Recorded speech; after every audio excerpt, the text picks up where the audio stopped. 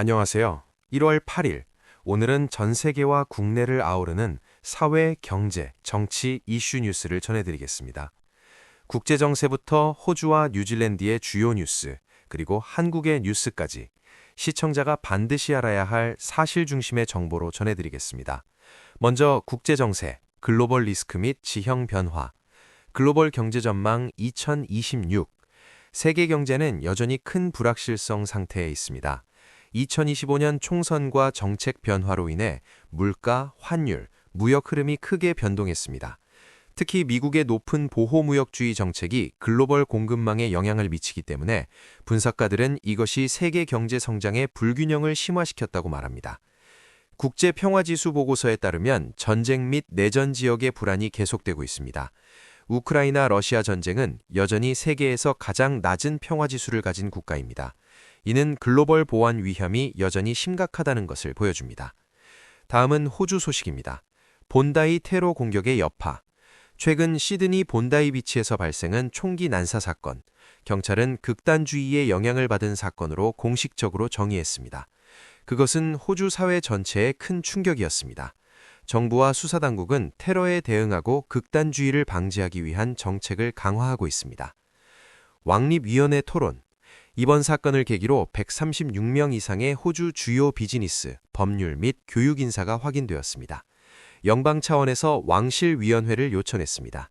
그들은 종합적인 조사의 필요성을 강조합니다. 정부는 현재 국가 중심의 조사를 진행하고 있다며 거리를 두는 것 같습니다. 무역 충격, 중국의 쇠고기 관세. 최근 중국은 호주산 쇠고기에 최대 55%의 높은 관세를 부과했습니다. 이는 중국 내 산업보호라는 명목으로 발표되었습니다. 호주 수출 산업은 강하게 반대하고 있습니다. 수출 물량 감소가 불가피할 것으로 예상됩니다. 지역경제, 급성장하는 인프라 및 개발. 한편 호주 남부동부 투움바 지역에서는 총 60개의 대규모 개발 프로젝트가 진행 중입니다. 이들 기업은 60억 달러 규모의 경제 성장을 주도하고 있습니다. 병원 리노베이션부터 주택, 태양광, 항공산업까지 다양한 부문을 포함하고 있어 지역 경제 성장에 대한 기대가 높습니다. 뉴질랜드 사회 경제 및 정책 변화, 해수면 상승과 기후 영향. 뉴질랜드에서는 지구온난화로 인한 해수면 상승이 실질적인 위협으로 떠오르고 있습니다. 한 연구에 따르면 약 22만 가구의 해안가 주택과 인프라가 홍수 위험에 직면할 수 있다고 합니다. 기후 대응과 관련된 정책 변화에 대한 요구를 강화하고 있습니다. 경제 무역 이슈. 뉴질랜드는 최근 인도와 자유무역 협정을 체결했습니다. 이 협정은 양국의 상품 및 서비스 교역 확대를 목표로 농산물과 기술 분야까지 포괄할 것으로 보입니다. 무역 다각화는 뉴질랜드 경제 성장의 긍정 요소로 평가됩니다. 외국인 투자 규제 완화. 크리스토퍼 럭슨 정부는 고액 투자자에 한해 주택 구매 규제 완화를 발표했습니다. 골드비자 조건을 충족하는 경우 고가 주택 구매가 가능해져 투자 유입을 기대하고 있습니다. 정부는 일반 시민 보호와 외자 유입의 균형을 강조했습니다. 인구 이민 이슈. 한편 뉴질랜드에서는 청년층의 이민 증가와 인구 유출 문제가 심각하게 대두되고 있습니다. 높은 생활비, 낮은 경제 성장률 등이 복합적으로 작용해 젊은이들이 호주 등으로 이동하고 있으며 정부는 임금 지원과 세제 혜택 확대 등으로 대책을 모색 중입니다. 문화 사회 소식. 뉴질랜드에서는 내년에 세계적으로 유명한 EDM 축제인 울트라 뮤직 페스티벌이 개최될 예정입니다. 수많은 인터내셔널 아티스트가 참여하고 웰링턴이 축제의 중심지가 되어 관광 문화 산업 활성화 기대를 모으고 있습니다. 한국 사회 정치 경제 이슈. 개발협력 모델로서의 한국. OECD에서 한국의 개발협력 사례가 모범 모델로 조명된다는 평가가 나왔습니다.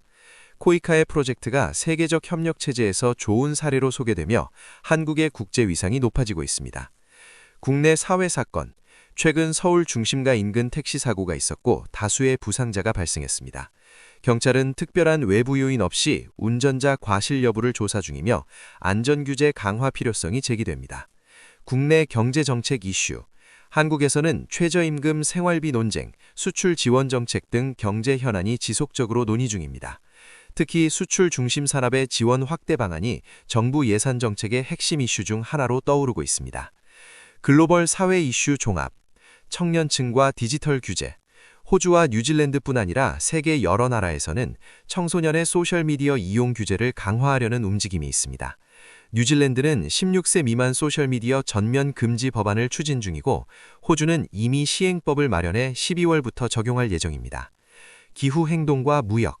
2026년은 기후 정책과 무역이 결합하는 분기점이 될 것으로 전망됩니다.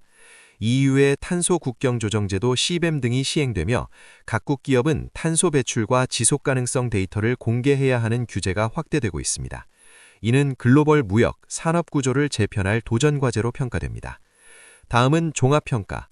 글로벌 경제 불확실성 지속, 안보 리스크와 극단주의 대응 이슈 확대, 호주, 뉴질랜드 사회 정책 변화 중심, 한국의 국제협력 및 사회 경제 이슈 활발, 디지털 규제와 기후정책 시대 도래. 지금 세계는 다각적인 리스크와 기회가 공존하는 시대입니다. 각국은 내부 사회 구조 변화와 국제 환경 대응 사이에서 균형을 찾고자 노력하고 있습니다. 오늘 뉴스 정리는 여기까지입니다. 세계 각국의 변화와 한국의 현재를 자세하게 살펴봤습니다. 앞으로도 신뢰할 수 있는 팩트를 기반으로 정확하고 깊은 있는 정보를 전해드리겠습니다. 감사합니다. 좋아요, 구독 부탁드립니다. 다음 뉴스로 찾아뵙겠습니다.